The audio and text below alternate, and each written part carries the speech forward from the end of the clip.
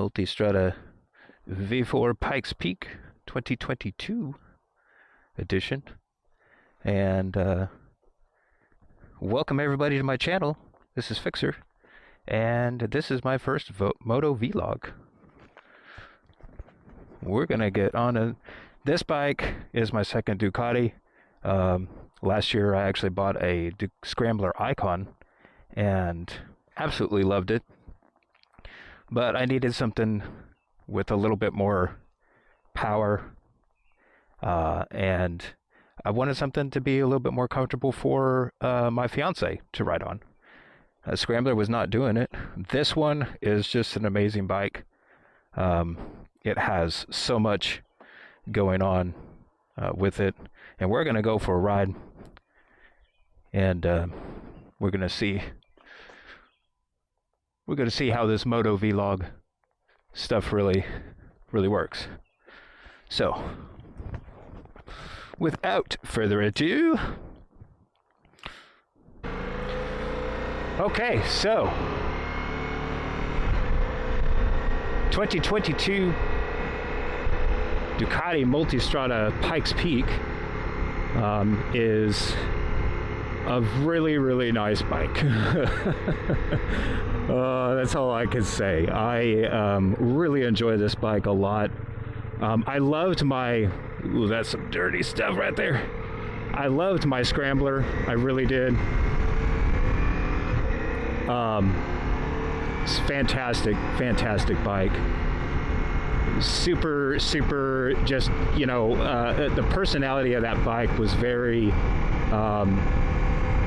kind of, you know, just get into trouble, just bomb around town, and have fun. But on the highway, it did really good on the highway, but I mean, you're getting a lot of wind in your face, in your chest, everywhere. I mean, it's like riding a naked bike, and I quickly realized that although the personality of that bike was exactly what I was wanting,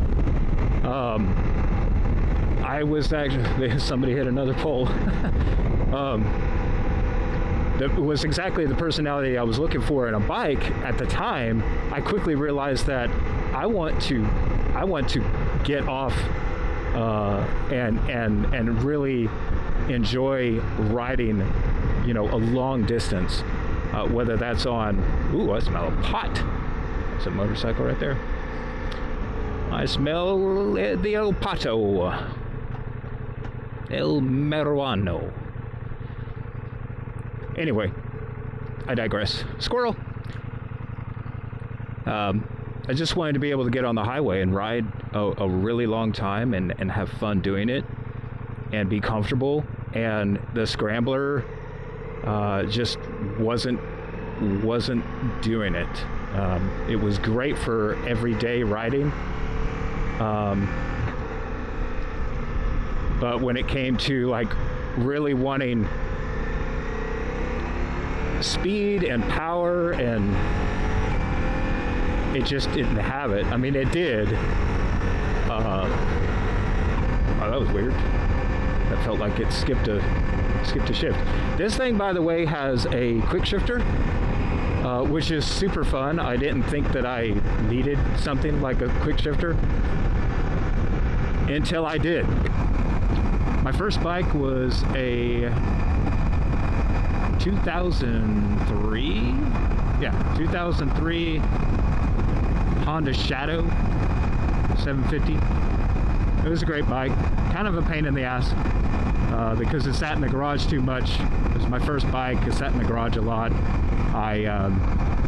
It was carbureted, so the carburetor would, you know, naturally get all gummed up, and I'd have to pull it out like a fucking heart, and rebuild it, and it was kind of a pain in the ass.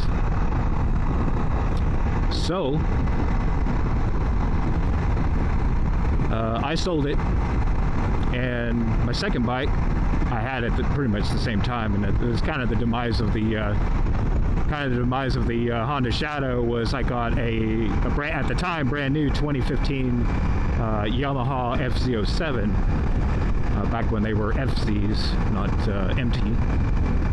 And a great, fantastic bike. I love that bike, and I still debate on whether or not later on in the future I'll buy another Yamaha MT 07 or an 09 or whatever. The MT10, probably not. I mean, I've already got my leader bike. I don't need another leader bike. I would rather go cheaper on the lower end. I'm also interested in the Kawasaki Ninja just because just a very reliable bike. And squeeze in front of this truck here.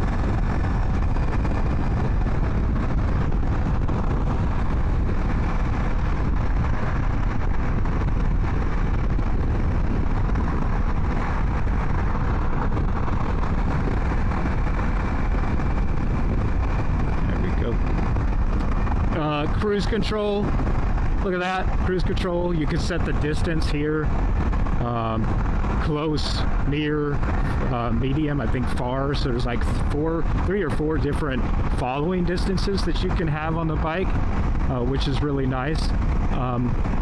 Honestly, I love the cruise control because it allows me to give my right hand a break. Whenever it's just feeling a little fatigued, I can just hit that and quickly give myself a break, and then turn it back off and get back on the throttle. And it does have adaptive, so you know, if my following distance was near and that person got out of my way, you know, there's a car in front of me and they got into the other lane, it would speed back up. If a car gets in front of me, or if I come up to somebody, then it'll slow down. So really nice feature. It's one of those things where you think, cruise control on a bike, I don't need that. Yeah, you do. It's fantastic. If you do any highway riding at all, cruise control is extremely underrated. At least it was underrated for me. The other thing that I really like about the bike is the Olin suspension, which is fully electronic, and you can change the preload of the suspension per mode, per situation. So it's got rider with luggage, passenger with luggage. So regardless of the load that you put on the bike weight-wise, you can change the suspension, and it's literally just pushing this button right here, this suspension button, and you can change it, and you will feel the Olins activate, and you can feel like, you know, if you've got a preload that's really low, like mine is about as low as it goes, and then you put a passenger on it and change it to passenger, it's going to raise the suspension, and you'll feel that in your feet. You'll just kind of like go up a little bit. So that's kind of nice. Actually, it's really nice, but I'm not gonna lie, it's fucking great. This right here, super underrated. Like, I've seen bikes where they've got like these knobs on the left and right, and you gotta like adjust it and then two-hand it. You can't do that. This is just boop boop. You can do it while you're riding here, and this thing right here is just always comes open. Comfort-wise, this bike is exceptional. I easily do 2-hour rides on it and barely feel it in the ass. Maybe after an hour, that's where you kind of start noticing that you've been riding a motorcycle, but 2 hours is easy. I'm planning a trip over the 4th of July weekend down to Oklahoma City to see family and hopefully ride some motorcycles together. And so that's a 5-hour ride. Obviously, I'm going to have to stop for gas more than I would have in my Honda Civic, but it's gonna, I mean, I'm going to be able to do that trip no problem, I think. The hardest part will be the Kansas and Oklahoma wind. Honestly, that'll be the hardest part of the whole trip. But I got my bags, I got everything that I need to get the job done and have a great experience.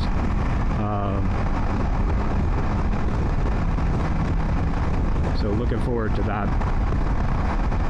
we're just gonna keep heading west on 435. Then eventually we'll hit another highway, or we'll just turn around, whichever. It doesn't matter. Just wanted to get some talk time on the bike.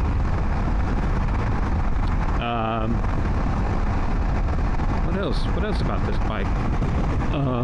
It's sexy as hell. I think this bike looks great. To me, it looks like a Griffin. Straight up. It's got this beefy, like, rib cage looking thing going on the sides. It's got a beak, which is, you know, hence the Griffin look, or whatever, the eagle look. It's just a great looking bike. Yeah, buddy. So Honda Gold Wing, and then the guy up in front's got the Harley Davidson. I don't know what is that it's not a street glide, because he's got, what's up guys? So he's got that red one. I missed the black one, but that red one was a road glide. Harley Davidson, my favorite Harley Davidson. If I ever owned one, that would be the one I'd get. Total Cadillac. So this would have been a perfect situation here for the, so I'm going to set that, it's set at 69, I'm going to turn it up to 75. What's going to happen is it's not going to let me go any faster because it's measuring, it's adaptive, so it's measuring the car. Now it's going to speed up a little bit here, and it's going to get to 75, and then it's going to stop. But if these people are slower, then as they get closer to me, then it's going to start inching off, and we're going to feel it here in a minute. Right about here, it's going to start inching off a little bit. Very, very handy. I don't have my hands on this, so it's slowed down to 74, 73. See, hands are not on the throttle at all. It's pretty cool. It's pretty cool. And I can set this further. I've got 2 hash marks, so I can set it one more. It's like the farthest or something. I think that's too far. To me, this is a good space cushion for me. All I got to do is grab the brake, and it will disengage the whole thing. So. Super smart. Love it to death. Did I mention how sexy the bike is? I love the look at this bike. This bike is just great. This bike handles like crazy. Now I'm not going to do it right now. I mean, I can to some extent, but the suspension is really soft. I mean, I can feel it right there.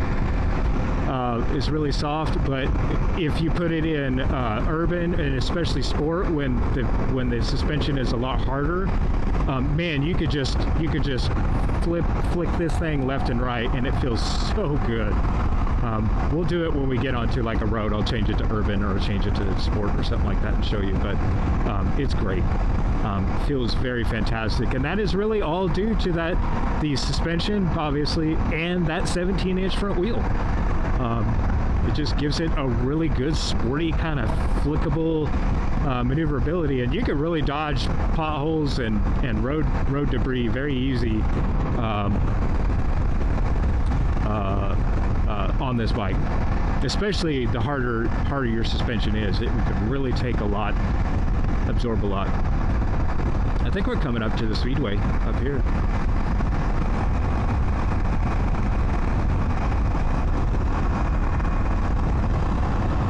There's the speedway right there.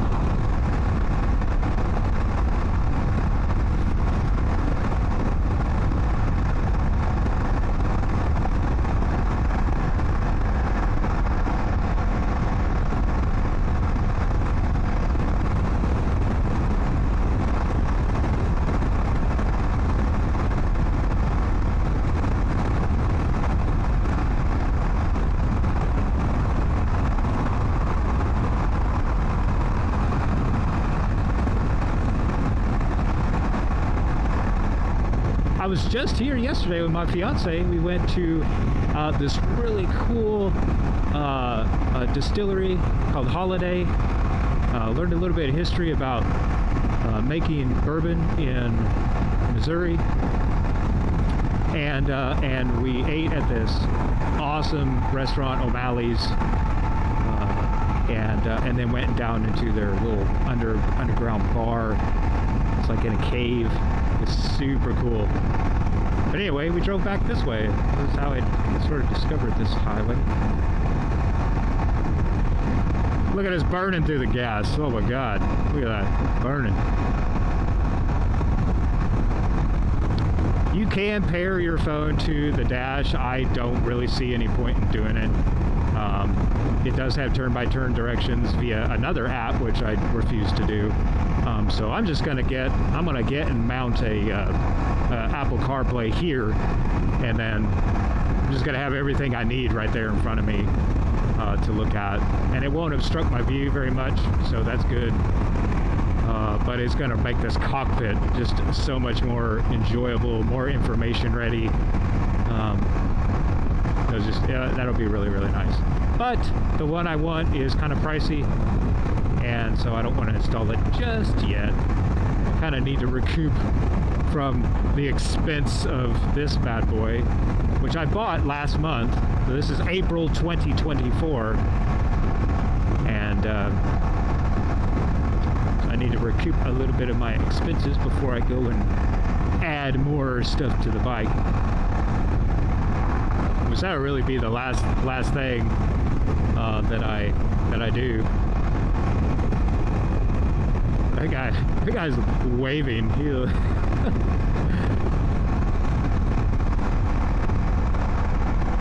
Another thing. Down here, it has these grills. You probably can't see it, but there's these grills down here, and they suck engine heat. Engine heat comes through these dampers. You can kind of see one right there. Comes through and pushes out all of that engine heat away from me. So instead of all of this Gran Turismo V4 heat just coming up around my crotch and melting me to the bike, it's blowing it out the side, which is really, really, really nice. And as an added feature, I've already tried this, in the winter, when your hands are cold, you put your hands down here and you get a little blast of heat on them. You can actually heat the leather. I can feel it right now. You can heat the leather on your gloves and warm your hands up off of that. It's hilarious. But it doesn't render the heated grips useless, of course. The other thing that they have is these dampers down here. You can see blow hot air or air towards your legs, so it actually helps keep your legs cool, since your legs are right beside straddling the V4. So that's a nice little feature as well. And here we go, is slowing down to 71 because we're coming up on this Walmart truck here, and it slows it down. It's crazy, and if he speeds up, it's going to speed up too. It's fantastic. I didn't have to disengage the cruise. I didn't have to roll off the throttle. Literally didn't have to do anything. The bike did it on its own. So super awesome there. Although we are starting to go a little bit too slow, so I'm going to go around these folks.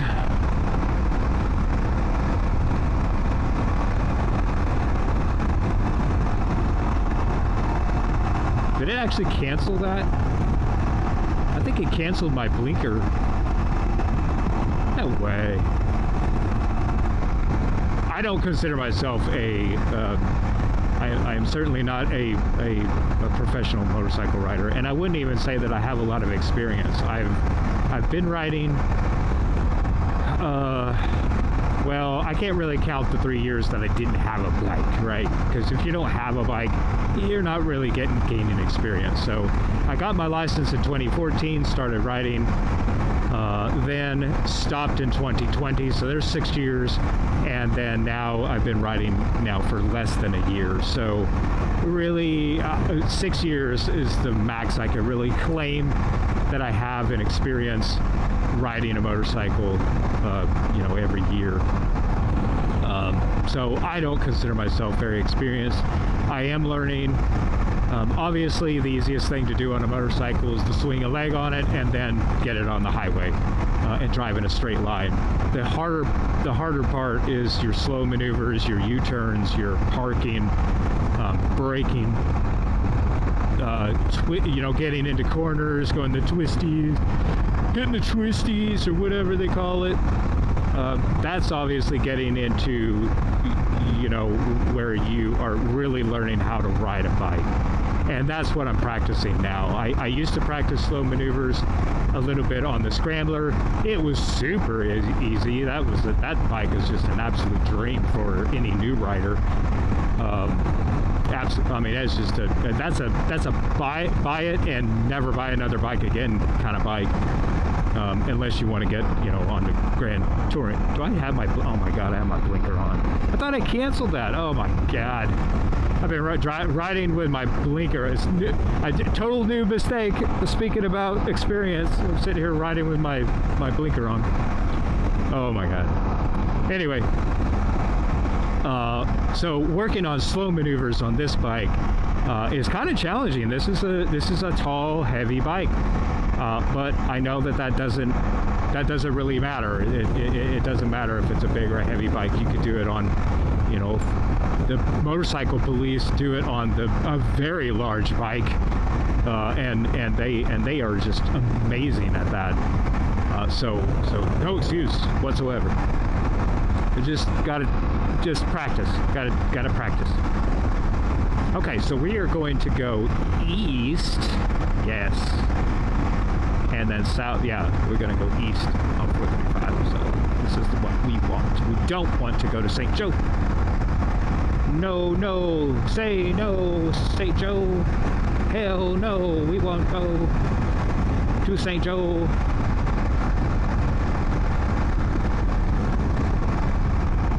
Exit 65 miles per hour, which means we could do it at 100.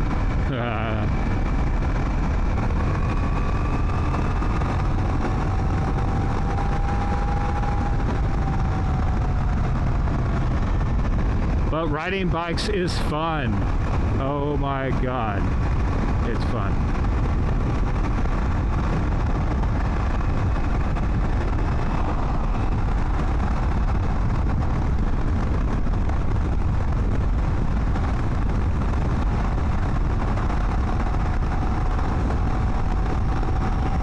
Tease be fun.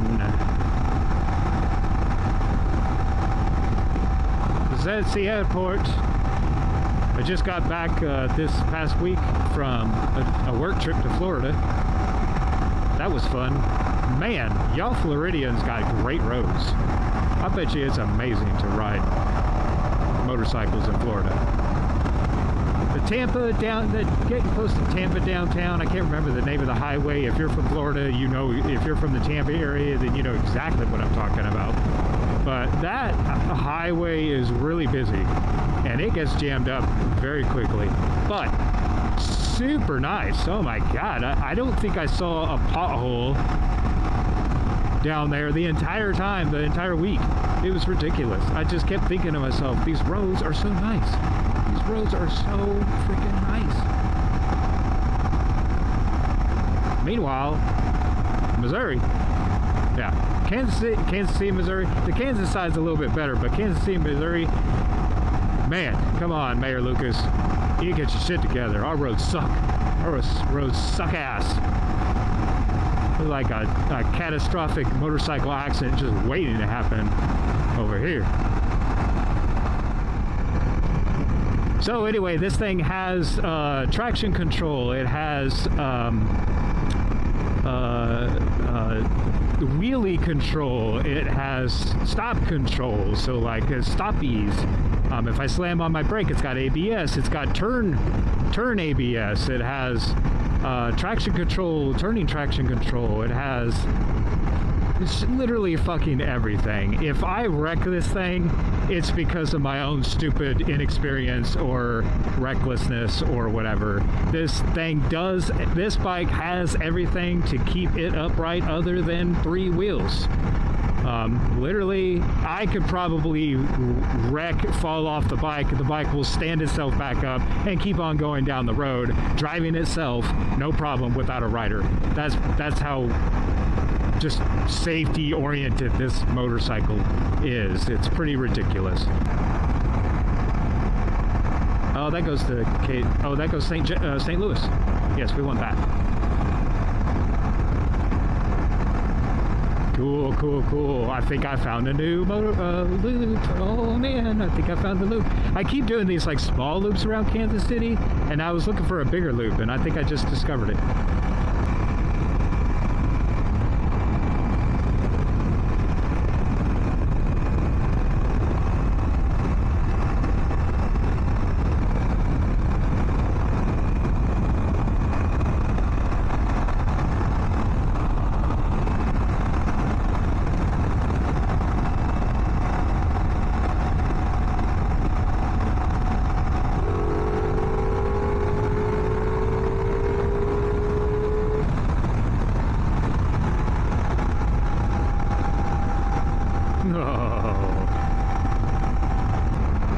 Worlds of fun. Worlds of fun right there. Ooh, that looks like fun. I'm gonna ride that one. What am I talking about? I'm absolutely terrified of roller coasters. I'm a little chicken little. Or chicken, not chicken little. I'm just chicken. I'm just a chicken.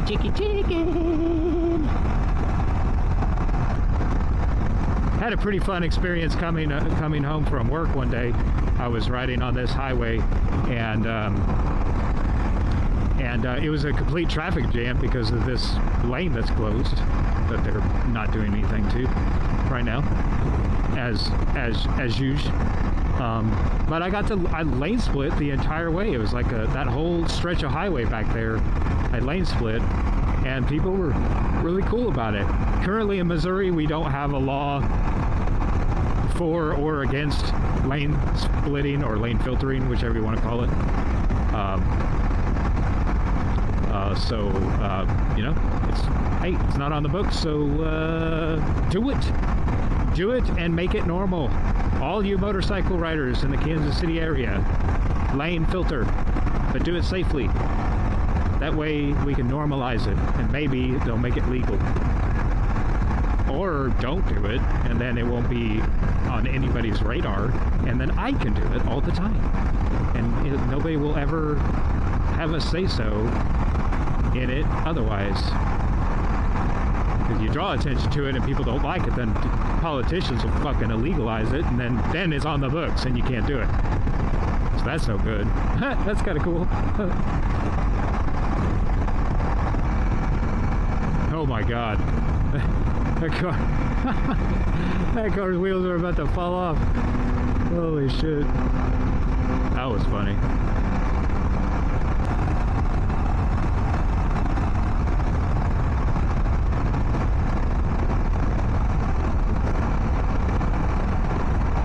Ooh, he's blowing smoke.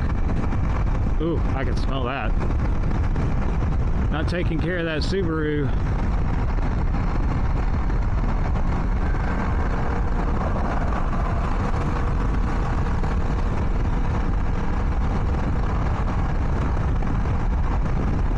Burning up that Subaru. Y'all, change your oil. I don't understand people. What the fuck are y'all doing? Change your goddamn oil, okay? Don't change your tires, change your fluids, take care of your friggin' shit. I see so many cars around here blowing smoke, they're wrecked, with broken windows, dripping oil like crazy all over the place. I mean, it's absolutely inexcusable. You're just lazy and you don't want to deal with the maintenance of your vehicle. I see really nice vehicles like Cadillacs and all kinds of really nice cars. Blown motor, blown everything, dripping oil everywhere. Hey, it's inexcusable. Just change your oils. Take care of your car.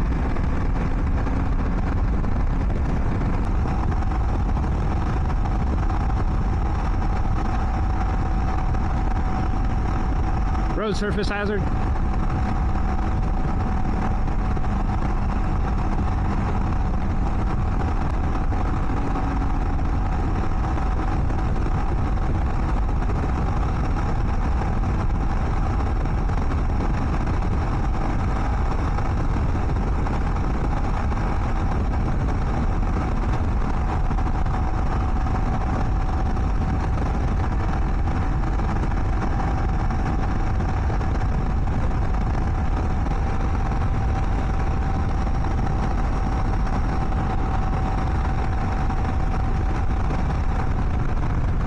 Yeah, we're gonna need to exit. That's fine. We'll exit and fill up on gas.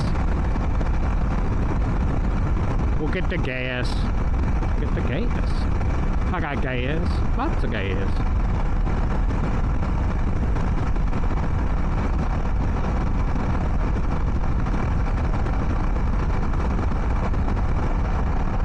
Okay, there it is. We did a full circle around the city. Very long, enjoyable ride.